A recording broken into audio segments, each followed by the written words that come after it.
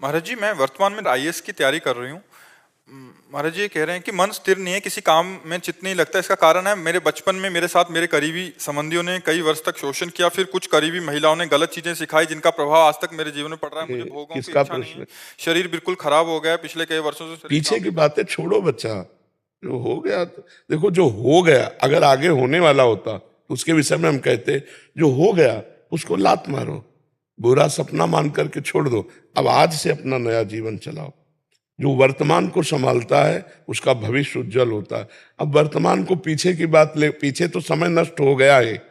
आपकी असमर्थता या आपकी प्रमाद स्थिति या आपकी कमजोरी देख करके जो शोषण वृत्ति हुई, वो तो समय नष्ट हो ही गया। अब आज के वर्तमान के समय को पीछे का चिंतन करके हम नया ताजा समय को क्यों नष्ट करें? इसको हम राधा राधा राधा राधा हम अपना मंगल करें। नहीं, बिल्कुल आप छोड़ो, सब बातें पीछे की छोड़ो और प्रसन्न मुद्रा में हो। देखो आप कितनी परेशान हो, आपके चेहरा देखने से लगता है कि आप बहुत ही ओवर थिंकिंग करते हो, आप बेकार का चिंतन करते हो। लिखा है महाराज जी, वो सोच सोच के मतलब बार बार आंखों से आंसू आते रहते हैं। अरे घर वाले विवाह के लिए जिद करते हैं, बट मेरा बिल्कुल भी मन नहीं है, अब शरीर ऐसे एकदम विवाह नष्ट हो गया करोगी है। जिस परिवार में जाओगी पूरे परिवार को परेशान कर दो। वही लिखा है, कह रहे कि मैं बर्बाद कर दूंगी जो भी परिवार होगा, और हाँ, मेरे मैं नहीं नहीं, लायक अभी नहीं। पहले आप स्वस्थ हो। आप साल दो साल पहले स्वस्थ होइए, आपका दिमाग स्वस्थ हो, आपकी प्रसन्न, ऐसा लगता है जैसे कोई बहुत ही मतलब चिंतन के द्वारा अपने को नष्ट कर रहा है। आपको और कोई नष्ट नहीं कर रहा है इस समय, आपका चिंतन नष्ट कर रहा है। उसको संभालो, भगवान का चिंतन करो। जो होना था हो गया।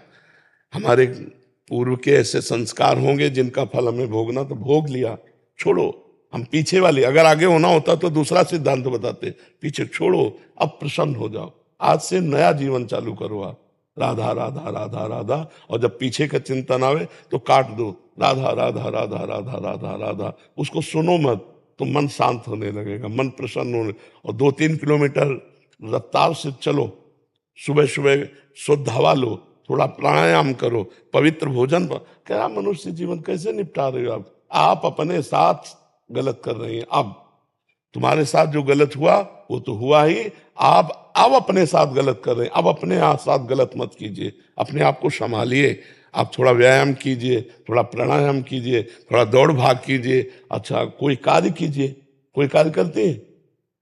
पढ़ाई कर रहे हैं। हाँ, वो लिख रहे हैं कि मानसिक स्थिति भी ठीक। अभी क्या करें महाराज जी? राधा राधा राधा, और पीछे की बात को पहले काटो और पौष्टिक आहार लो और दौड़ भाग करो, थोड़ा व्यायाम करो। ठीक है? हर समय नाम जप करो, जहां मन इधर उधर ले जाए राधा राधा राधा राधा राधा। अभी 1 महीना बाद हमसे बताना तुम कैसे हो। 2 किलोमीटर दौड़ो, बच्चे हो अभी, अवस्था है। 2 किलोमीटर दौड़ो और सात्विक आहार पाओ, पौष्टिक आहार पाओ, और व्यर्थ के चिंतन को छोड़ो। भले टीवी देखने लगो, रामायण देख लो, महाभारत, ये अंदर का चिंतन सुधारो। अंदर का चिंतन जहां बिगड़ने लगे, राधा राधा राधा राधा। ठीक है? हाँ, बहुत अच्छे बच्चे हो। छोड़ो, पीछे जो हुआ सो छोड़ो। भगवान की माया की लीला है, उसे छोड़ो। आगे सावधान रहो, बड़ा बढ़िया जीवन हो जाएगा बच्चा, नहीं कूड़ा जीवन हो जाएगा। हमेशा बोलते हैं मैं, मेरी आयु बहुत हो गई है, और मैं बोलते कि विवाह करना है हमको। तो कितनी आयु हो गई? 30 वर्ष आयु हुई है। 1 वर्ष आप ठीक कर लो, फिर ब्याह कर लो। 1 वर्ष अपने को बिल्कुल, अभी क्या बच्चे आजकल के 30-32 में ब्याह नहीं करते। कोई बहुत आयु नहीं हो गई। पहले ये सब व्यर्थ का टेंशन छोड़ो तुम। होना होगा विवाह हो जाएगा, नहीं होना होगा नहीं होगा। 50 बच्चियां भजन कर रही हैं ब्रह्मचारी रह करके। आप शांति से भजन करो, बुद्धि को अपने ठीक करो। केतन जी, गुजरात से। राधे राधे, श्री हरिवंश। श्री हरिवंश महाराज जी, आपके चरणों में कोटि कोटि प्रणाम। महाराज जी, पिछले 1 साल से आपको नियमित सुनने का अभ्यास है। आपके द्वारा दिए गए नियमों का पालन भी कर रहा हूँ। आपके बताए अनुसार साधक संजीवनी टीका स्वामी जी की और रसिक अनन्यमाल ग्रंथों को पढ़ता भी हूँ। महाराज जी, वैसे तो सारे सवालों के हल मिल गए हैं महाराज जी, पर मुझे एक बार पूछना है। आप आत्म साक्षात्कार और भगवत साक्षात्कार के बारे में बात करते हैं महाराज जी, इन दोनों में क्या अंतर है? आत्म साक्षात्कार तत्व ज्ञान के द्वारा होता है और भगवत साक्षात्कार भक्ति के द्वारा होता है। तत्व ज्ञान का मार्ग सांख्य योग से है और भक्ति मार्ग जो है ये प्रेम योग है। भगवान शंकर कहते हैं, ते समाज गिरजा में रहू, अवसर पाए बचन एक कहू, हरि व्यापक सर्वत्र समाना, प्रेम ते प्रगट होए मैं जाना। ये भगवत साक्षात्कार है।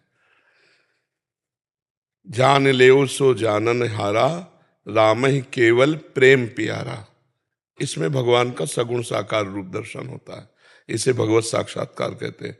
और तत्वबोध, मैं आत्मस्वरूप हूँ, न स्थूल शरीर हूँ, न सूक्ष्म शरीर हूँ, न कारण शरीर हूँ। अब वो तत्व क्या है, जब साधना करे तब उसका अनुभव होता है। तो तत्व ज्ञान सांख्य योग की तरफ जाता है, भगवत साक्षात्कार भक्ति योग प्रेम योग की तरफ जाता है। बात दोनों की एक ही है, एक ज्ञान की चरम अवस्था है, एक भक्ति की चरम अवस्था प्रेम है। समझ गए आप जी? विजय जी नासिक महाराष्ट्र से। राधे राधे। राधे राधे महाराज जी। महाराज जी, जीवात्मा निर्लेप है, उस पर सुख दुख का निर्लेप कहाँ है, यही तो समस्या है। वो निर्लेप हो जाए तो फिर वो आत्मस्वरूप हो गया ना, जीव क्यों कहा गया? आज का सत्संग सुना था, रिक्शे वाले को रिक्शा कहने से खड़ा हो जाता है ना, वो क्या रिक्शा है क्या? तो जीव एक तरह से गाली समझो उस आत्मस्वरूप को। जीव क्यों कहा गया? देहाभिमानी होने के कारण, लिप्त होने के कारण, शरीर आसक्त होने के कारण उसे जीव कहा गया। यदि उसकी आसक्ति त्याग दे, निर्लेप हो जाए, वो भगवान का स्वरूप है, वो ईश्वर स्वरूप है, वो परमात्मा स्वरूप है। समझ रहे हो ना? आत्मस्वरूप निर्लेप है, पर अपने स्वरूप को भूल कर जब वो देहाभिमानी हुआ, कर्ता भोक्ता बना, तभी उसे जीव कहा गया। जीव शब्द से निर्लेप नहीं है, आत्मा शब्द से निर्लेप है। शब्दों का ही तो खेल है। समझ पा रहे हो आप क्या कहना चाहते हो? है? बिना भजन के थोड़ी सोच ये कोई राजा रानी की कहानी थोड़ी कि समझ जाओगे, तत्व ज्ञान है। इसे तो इसके लिए तो साधना चाहिए, भजन चाहिए, तभी समझ पाओगे। महाराज जी ये कह रहे हैं कि एक उपनिषद की कथा सुनी थी, आज आपने वैसे वर्णन भी किया था इसका सत्संग में। कह रहे थे एक पेड़ पे दो पंछी बैठे हैं, एक मीठा फल खा रहा है और दूसरा उस दो पंछी नहीं बैठे, अब गौर से सुना था, शीशा सामने रखा है, अब दो दिखाई दे रहे, शीशा हटा लो, एक है।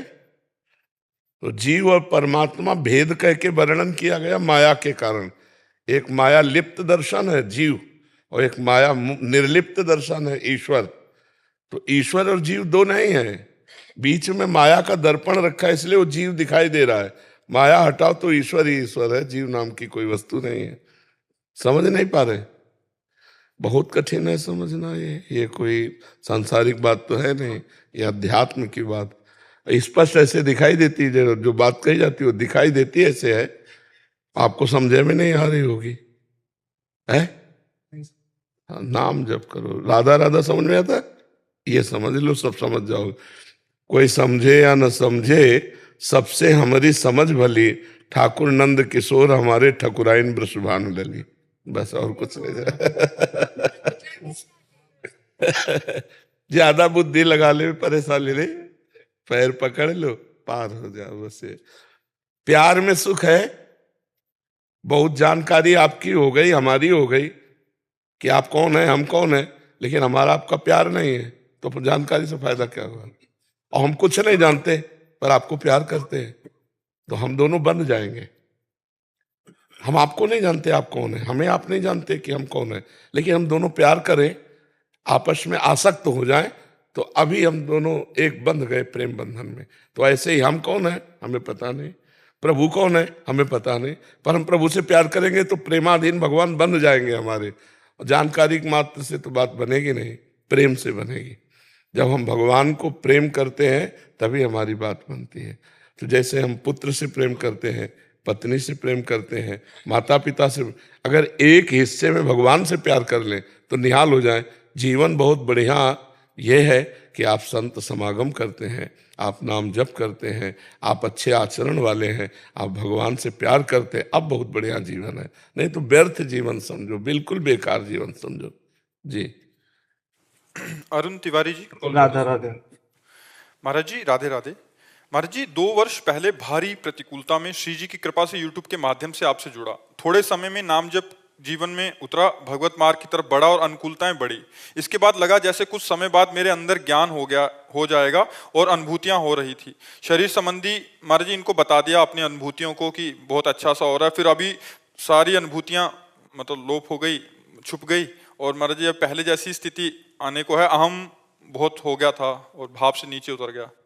भाव नहीं बन रहा। बच्चा जब तक गुरु शरणागत नहीं हुआ जाता और गुरु की कृपा के अंकुश में नहीं रह जाता, तब तक अध्यात्म को किताबें पढ़ के प्रवचन सुन के नहीं प्राप्त किया जाता। ये गुरु के चरण आश्रित होकर उनकी चरण रज का सेवन करते हुए कदम कदम पर उनका सहारा लेकर चला जाता है। नहीं तो फिर ऐसे हो तो कोई भी वेदांत पढ़ करके ब्रह्मज्ञानी हो जाए, भक्ति ग्रंथ पढ़ करके भक्त हो जाए, प्रेम की किताब पढ़कर प्रेमी हो जाए, ऐसे तो नहीं होता ना। गुरु शरणागत तभी लिखा है। नहीं, ऐसे कहना कि मैं आपका हूं अलग बात है, पाणी ग्रहण होना एक अलग बात है, नहीं होता। ये जो अहम है ना, ये भगवत अनुभूति नहीं होने देता।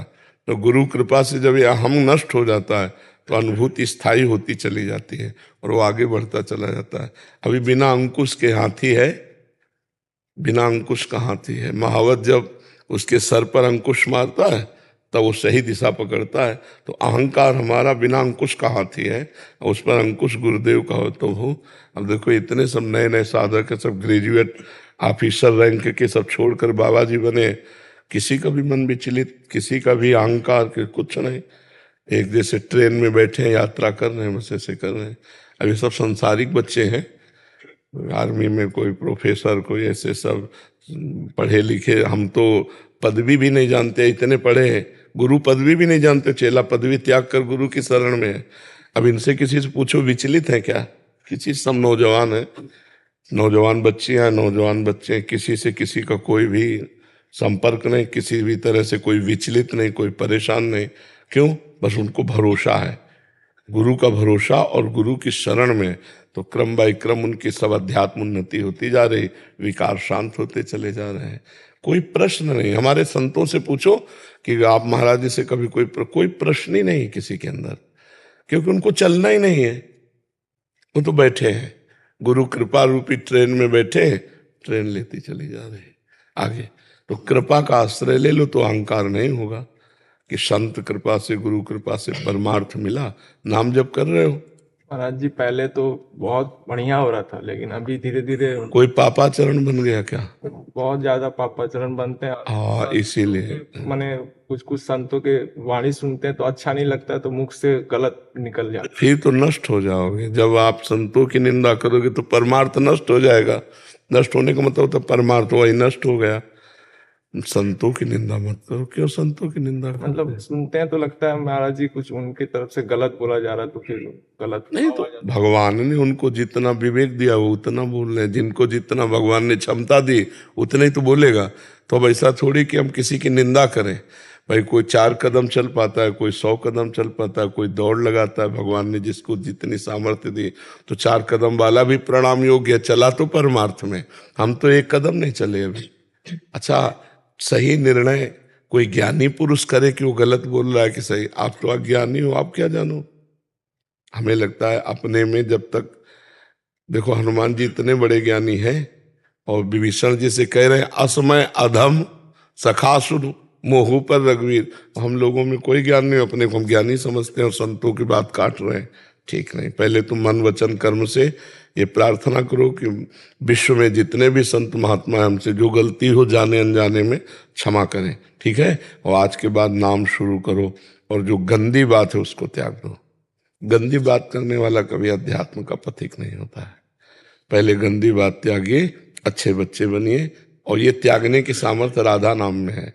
आप राधा राधा राधा राधा जपते रहे और जो अनुभूति हो, जो अच्छा लगे, जो अनुकूलता आवे, उसे भगवान की कृपा मनाओ। अपना पुरुषार्थ नहीं, भगवान की कृपा। महाराज जी, पहले बीच में राधा नाम बहुत अच्छा। छोड़ो, अब जो कह रहे हैं कल के समय को आज वर्तमान नष्ट मत करो। कल जो गया वो तो बीत गया, अब इस सेकंड को संभालो। राधा राधा राधा, वर्तमान को मंगलमय करो, ठीक है। कृष्णा चौधरी जी आगरा से। राधे राधे गुरुदेव। गुरुदेव भगवान, आपके चरणों में दंडवत प्रणाम। गुरुदेव, हमें निंदा होने से ज्यादा विचलित होना चाहिए या फिर प्रशंसा होने से? क्योंकि जब भी इस शरीर की प्रशंसा होती है तो मन में बहुत घबराहट होने लगती है, कहीं ये प्रशंसा मेरे अहम को पुष्ट ना कर दे, मेरे अंदर कोई विकार ना पैदा कर दे। निंदा होने में तो निश्चिंत हो जाना चाहिए। निंदा से में अपने को नहीं फंसना है। अपनी जब निंदा होती तो अपने पाप नष्ट होते हैं, पुण्य बढ़ता है। जब अपनी प्रशंसा सुनकर अच्छा लगे तो जान लो अब हम फंस जाएंगे। सम्मानम कलयात घोर गरलम नीचापमानम सुधा। श्री राधा मुरलीधरो भज सखे वृंदावन मात्यज। सम्मान को घोर विष के समान समझे, अपमान को अमृत के समान समझे। श्री राधा मुरलीधर प्रिया प्रीतम का निरंतर भजन करे। समझ रहे हो?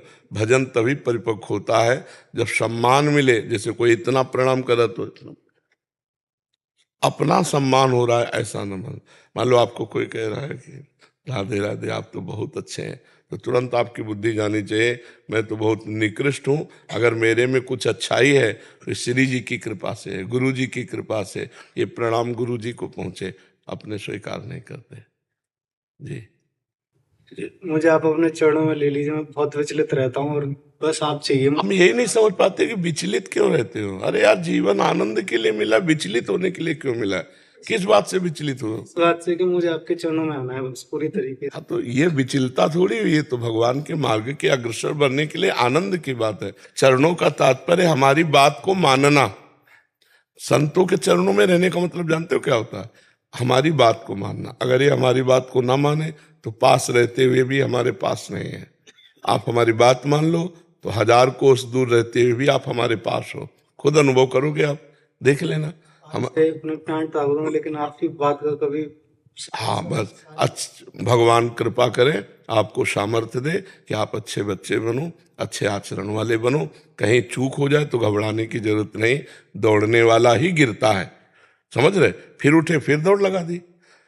इसमें बहुत खुले दिमाग का आदमी चाहिए। परमार्थ में एकदम संकीर्णता दिमाग की नहीं। अरे अब हमसे ऐसा हो गया तो हो गया। अरे भाई, परमार्थ के प्रतीक हैं, फिसल गए, अब अगली बार से हम और सावधान रहेंगे, आगे नहीं फिसले। फिर फिसल गए, फिर नहीं फिसलेंगे। हम 1000 बार फिसलेंगे तो 1000 बार उठ के दौड़ेंगे।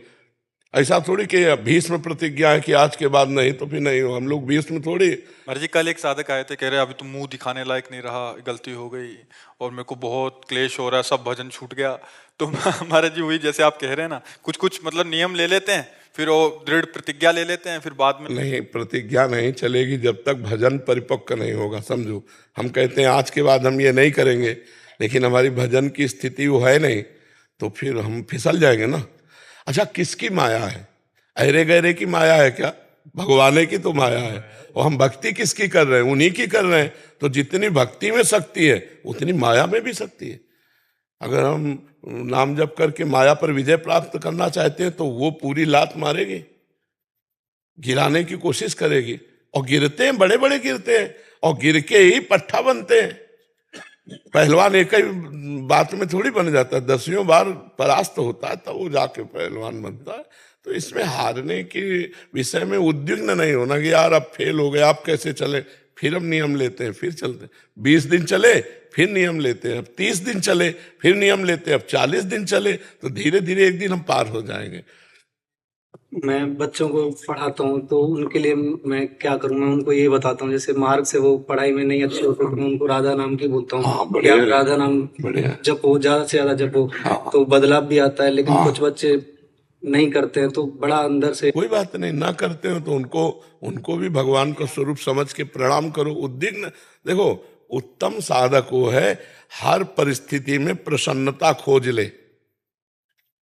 मनुष्य जीवन उदास, खिन्न, निराश, इसके लिए हर परिस्थिति में अपने जीने का ढंग ऐसा बना ले, प्रसन्न आत्मा, हर समय आनंदित रहे। मतलब 4 बच्चे हैं, वो नाम जप नहीं करते, दुष्ट हैं, तो आपको सोचना है भगवान ने इनको ऐसा स्वभाव बनाया। आनंदित रहो, हम तुम्हें भगवान मान के ऐसे ही पढ़ाएंगे, ऐसे ही प्यार करेंगे।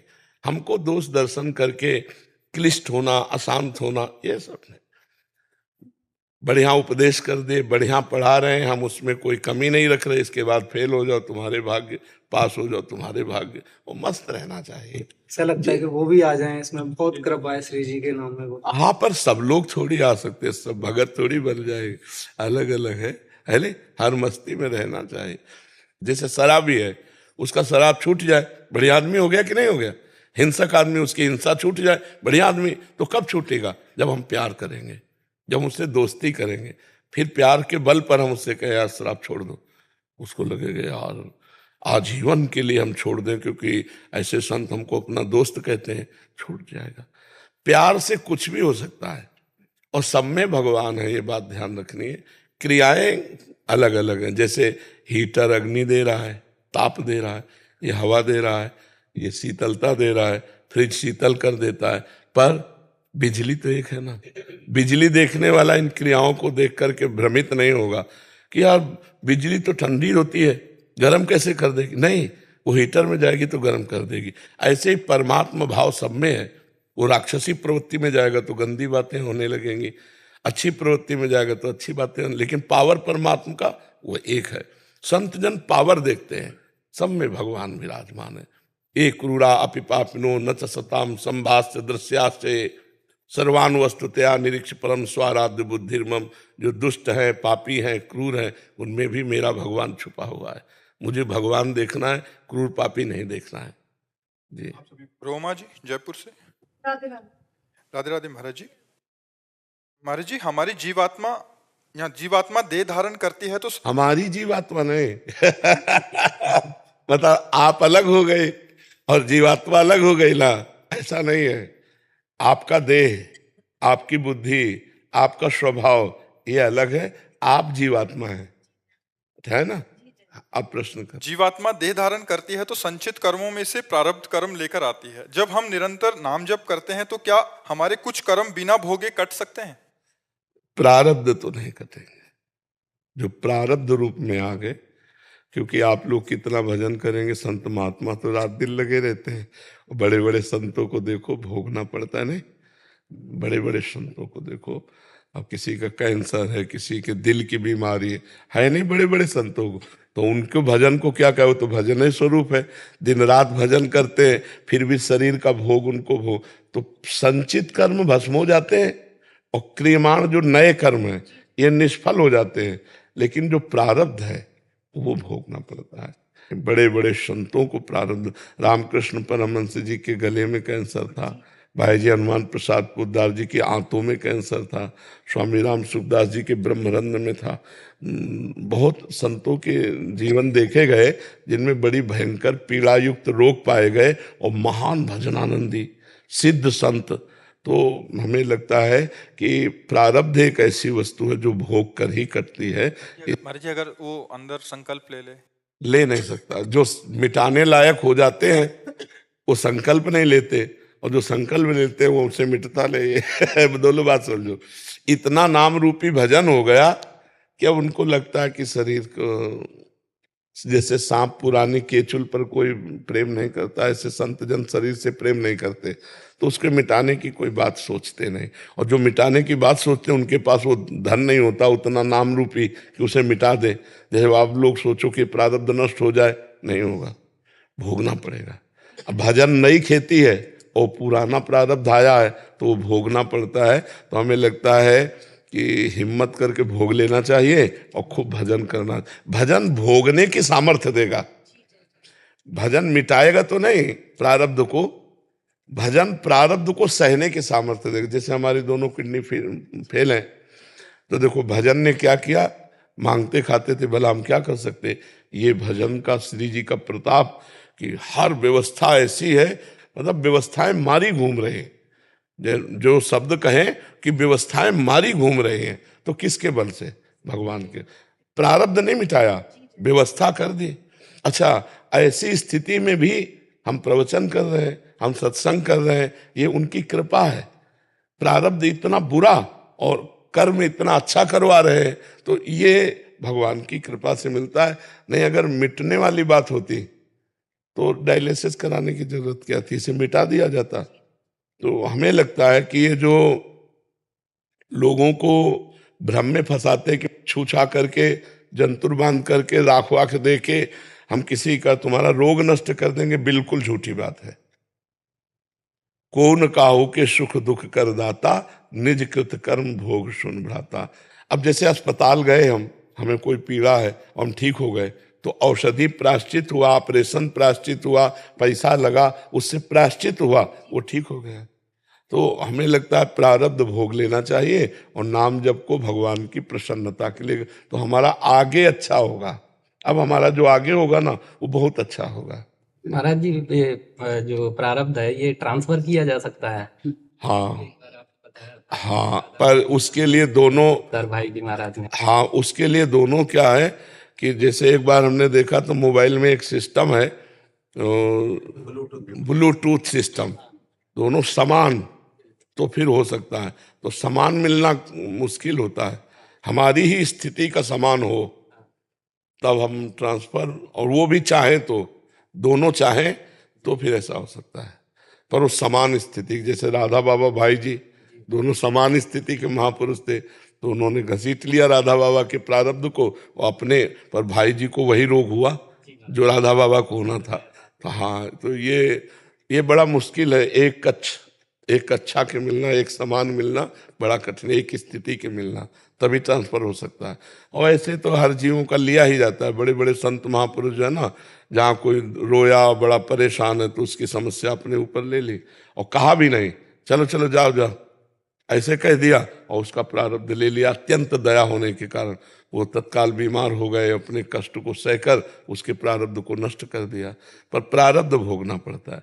एक राधा कुंड में संत भगवान रहते थे, रोज राधा कुंड की सफाई करते थे और भगवान नाम जप करते हुए गिरिराज जी की परिक्रमा करते थे और संत सेवा करते थे। तो एक दिन एक दुर्गंध युक्त आदमी उनके भजन करते समय आया कमरे में।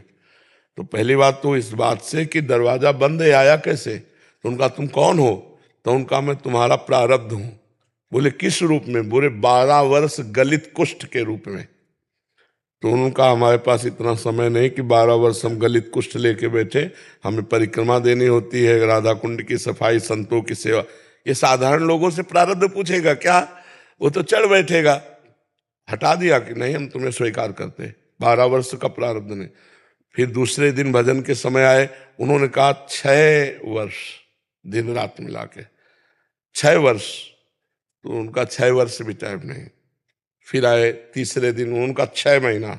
हम 12 वर्ष का कष्ट 6 महीने में भुगा देंगे, उनका इतना भी समय नहीं। तो उनका बाबा भोगना तो तुम्हें पड़ेगा, अब आप बता दो कितने दिन में भोगोगे? तो उनका 24 घंटे। तो उनका 24 घंटे में 12 वर्ष के गलित कुष्ठ का कष्ट दूंगा, ना कोई औषधि और ना कोई सहयोग। तो उनका शर्त मंजूर। दरवाजा बंद करवा लिया शिष्यों से, कहा 24 घंटे बाद दरवाजा खोलना, न खाना न पीना, और जे भी कहा स्वीकार। तो पूरा शरीर तत्काल मवाद युक्त हो गया। 24 घंटे राधा राधा राधा राधा, 24 घंटे के बाद खत्म। 12 वर्ष का प्रारब्ध 24 घंटे में ये भजन के बल से हो सकता है, पर भोगना पड़ा तो अवश्य में वो भोक्तव्यम कृतम कर्म शुभाशुभम। ये प्रियंका जी। राधे राधे महाराज जी। राधे राधे महाराज जी। महाराज जी, वैसे तो छोटी छोटी बातों पर खुश हो जाती हूँ, पर खुशी ज्यादा समय तक रुक नहीं पाती। तो क्यों खुश हो जाती हो? मत खुश हो, छोटी छोटी बातों में मत खुश हो, बड़ी बात में खुश हो। मतलब हमेशा मतलब बेचैनी रहती है, चाहे सो रही हूँ चाहे नींद भी वैसी ही आती है। नाम जप करो, सब ठीक हो जाएगा। मतलब बहुत मानती हूँ और मानने से कुछ नहीं। रसगुल्ला को हम बहुत मानते हैं, पर दुकान जाना पड़ेगा, पैसा खर्चा करना पड़ेगा, तब जवान में आएगा। मानने से थोड़ी। हम भगवान को बहुत मानते हैं लेकिन भजन नहीं करते, मनमानी आचरण करते, तो मानना किस काम का होगा? बच्चा नाम जप करो, अभी आनंद आ जाएगा। मैं करती हूँ। कितना? 24 घंटे के 24 घंटे के अंदर जैसे काम कर रही हूँ, कुछ भी किचन में काम कर रही हूँ तब भी, और फ्री टाइम में। बच्चा फिर ये दशा नहीं होगी, ये दशा नहीं होगी जो आपकी दशा है, ये दशा नहीं होगी। नाम जापक छोटी मोटी लाभ में खुश नहीं होता, वो बहुत बड़ा व्यापारी होता है। भगवान नाम का जो व्यापारी होता है वो बहुत बड़े भूमा सुख में प्रसन्न होता है, अल्प सुखों में नहीं प्रसन्न होता। और छोटी मोटी अपमान की परिस्थिति में वो जलता नहीं, वो आनंदित रहता है। मतलब कैसे तारतम्य मिलाएं कि आप भजन करते हो और आपकी स्थिति और भजन तो बिल्कुल बिलग है आपके तारतम्य में। मतलब उदास रहता है मन, मतलब क्या चाहता है? खुशी किस बात में आएगा? नहीं नहीं इस तरह नहीं, मतलब किसी चीज से या वैसे नहीं, आपने कहा छोटी छोटी वस्तुओं में खुश हो जाती हूँ, पहला शब्द था, नहीं था? तो फिर क्यों खुश हो जाती हो? नाशवान वस्तुएं वो कोई टिकाऊ चीज है? जो खुशी वाली चीजें हैं क्या? वो टिकाऊ नहीं, मतलब कहने का मतलब है कि जैसे मेरे सामने मतलब घर पे भी बैठे हैं, अगर कोई खुश है तो मतलब देख के एक अंदर से खुशी आ जाती है कि हाँ स्माइल, मतलब उस तरह की खुशी नहीं, मेटीरियलिस्टिक खुशी नहीं, तो उस तरह से। बताओ हम क्या करें। आप हमें बताओ हम आपकी क्या सेवा करें। महाराज जी ऐसे में तो खुद को ही जब तक हम समझेंगे नहीं, जब तक हम अपने बौद्धिक स्तर से उसको काटने की क्षमता नहीं रखेंगे, तो फिर वो ज्यादातर कोई भी चीज टिकाए नहीं रहेगी, चाहे वो खुशी है चाहे वो दुख है। अगर ये नाम जप करे ईमानदारी से बिल्कुल ठीक हो जाएगी। आंतरिक आनंद जहां आएगा ना सब बह जाता है। जब अंदर से प्रसन्नता होती, बाहर से कोई गाली दे तो लगता है अगर हम उधर ध्यान देंगे तो मेरा आनंद छूट जाएगा, मेरा नाम जप छूट जाएगा। बहुत सुख की बात कह रहा हूं, नाम जप करो, राधा राधा राधा राधा राधा। और जिनकी सेवा करो, जो बुजुर्ग जन हैं, जो अधिकारी हैं, उनकी सेवा करो, पवित्र भोजन पाओ, अभी आनंद आ जाएगा। मनुष्य जीवन आनंद में है ही, हमारा स्वरूप है। ईश्वर अंश जीव अविनाशी, चेतन अमल सहज सुख राशि, सुख राशि स्वरूप। हम सबसे यही कहते हैं कि व्यर्थ में परेशान हो यार, पूरा ठेका अनंत ब्रह्मांडों को भगवान लिए, तुम अपने शरीर के ठेके में परेशान हो। इसका भी भार भगवान के चरणों में समर्पित करके निश्चिंत निर्भय निःशोक हो जाओ। भगवान की शरणागति में अपार सुख है, चिंता मत करो। तुम्हारे चेहरे से लगता है कि तुम चिंतित बहुत रहती हो। मतलब वो जैसे थिंकिंग चलती रहती है कि क्या होगा, मतलब इस तरह से घर का भी सोच के या कुछ हर। तो नाम जब कब करती हो?